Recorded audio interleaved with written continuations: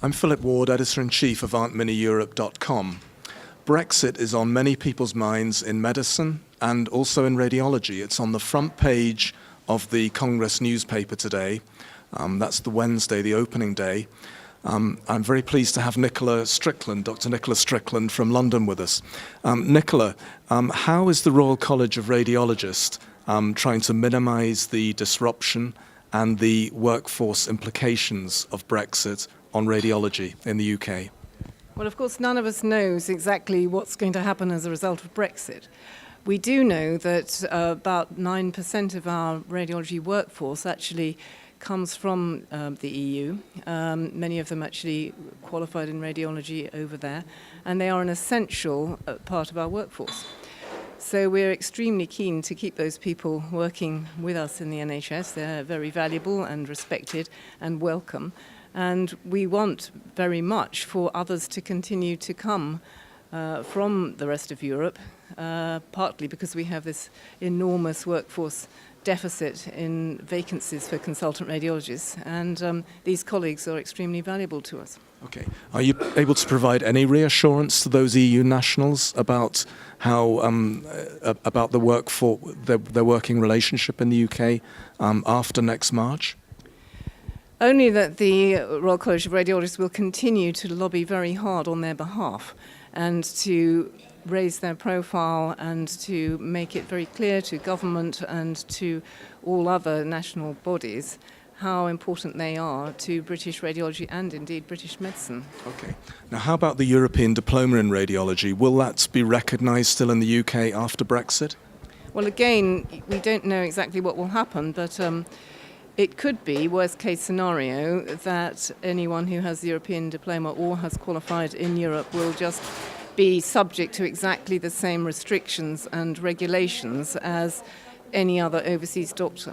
Okay. So that would be unfortunate if they don't continue to recognise the qualifications of doctors coming from the rest of Europe. Good. Another area of concern is the possible withdrawal from Euratom that has been talked about. How will that affect the medical radioisotopes supply in the UK? Do you see that being a problem? Yes, very much so. And in fact, I and other members of the college have been lobbying very hard, making representations to the government and to the House of Lords to try to explain the risk from the UK not being within the Euratom agreement. At the present time, our supply of radioisotopes is guaranteed, if you like, it's protected. And that means that they can be imported without any delays. It means that our supply of isotopes is always assured. Now, if that were to be taken away, if there were a sudden deficit, as we've seen before when the Dutch nuclear reactor broke down in about 2008 to 2010, we could suffer big delays and shortages of radioisotopes, both for diagnosis and for therapy, for brachytherapy. And any delay at the ports, of course, means that these substances decay. So we will have paid for a certain dosage, and it will mean by the time they actually get to the UK into our hospitals for our patients, the number of doses that we can actually give out will be very much diminished because their potency will have been decaying all the time. So it is a very serious concern both for, as I say, for the diagnosis and for the brachytherapy treatment of cancer patients. And remember that we don't produce any of these isotopes that come from a nuclear reactor in the UK. And even if we were to start to do that, it would be a good 10 years before they were available. Sure. You mentioned about some lobbying, and do you sense that your voice is being heard, that people in power are beginning to realise the risk and the danger to patients? It's difficult to tell. They say they are, but I haven't seen any solution offered. And sometimes it's very much a matter of actually trying to get the issue understood by non-medical people, for them to understand that these radioisotopes do decay, they do lose their potency, and any delay is crucial, and any shortage in the supply will mean that patients will go undiagnosed or have delays in their diagnosis, or indeed to their cancer treatment. So all I can say is that I will continue to fight to get these issues the highest possible profile and to get them understood. there's been quite a bit of misinformation about whether or not radioisotopes are included in that Euratom treaty, and in fact they are, and it is a big risk, and it's that message that we absolutely need to get across, and we need solutions as well. Okay. Now, another area of concern is the relationship between the ESR and the RCR, the Royal College of Radiologists in the UK. How do you think Brexit will affect that relationship? How will that evolve after next year? It's difficult to know, but my personal opinion is that there is a very real risk, sadly, that the UK will be marginalised as a result of Brexit on all sorts of levels, not just in the ECR. I fear that we in the UK won't be regarded as full Europeans, and that may well impact whether or not the other Europeans wish to have British radiologists as leading committees, for example, standing for president, all that sort of thing. I think on the wider level, there is an extremely serious impact that we will see, I fear, in all types of medical research. We have a very large input in the UK into research in medicine and in radiology. We have a large share of the European grants. If we no longer have free movement of radiologists across Europe, that is inevitably going to impact on these research projects. So that is important. Now, that's quite surprising given the heritage, given the relationship between ECR and the UK. Andy Adam, Helen Carty, there's a very good, strong relationship and history there.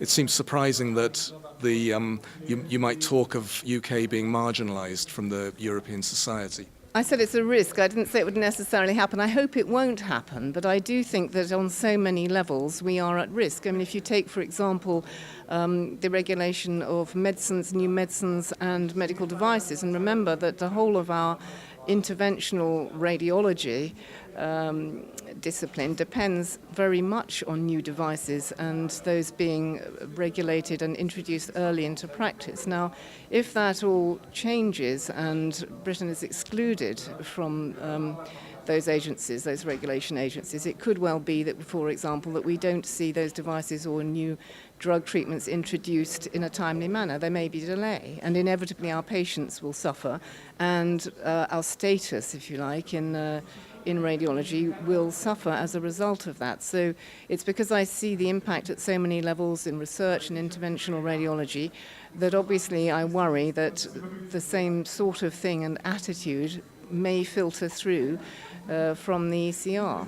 Okay. We'll be seen as being outside the club, if you like. Sure. I hope not. I really hope not. I've always been a strong European personally, but I think it is a risk, and we should recognise that. Now, your term ends in September 2019. What do you hope to achieve in particular? What are your priorities between now and September 2019?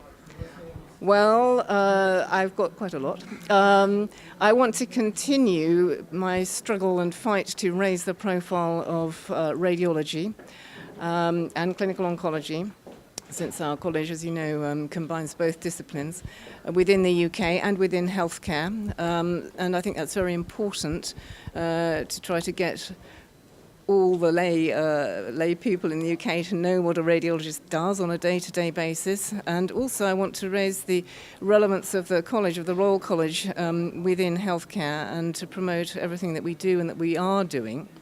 So those are two things that I'm going to continue with, and they are priorities. Of course, my other priority, or at least one of my main priorities, is workforce, which is an overwhelming issue, as you know, with a 9% vacancy rate in the consultant radiologist workforce in the UK, with hospitals around the UK struggling because radiology is so central to the whole of medicine and the whole of surgery. The whole cancer pathway, the entire trauma pathway, the whole of interventional radiology, acute bleeds, emergency work, interventional oncology, of course, such a huge field now, so important in cancer. So workforce is a major issue, and I want to continue to strive to get some of those, as many as possible, of those consultant posts filled. Okay. Maybe from overseas, if I can manage that. but I must keep prioritising that. And I then think some- another initiative is artificial intelligence, that's the third one. you have an initiative going on in that. Could you tell us a little bit about that? Well, I think there's been a lot of hype about AI, which is completely unfounded. I think it's a hugely exciting area, and one where I would like to see the Royal College of Radiologists position itself at the leading edge. I think radiologists and clinical oncologists should be welcoming AI and all the machine learning and the help that that can give us in our work, in our diagnosis. There are so many areas where it's going to prove useful. It will not, in my opinion, take over from radiologists in any way. It will help us in our work.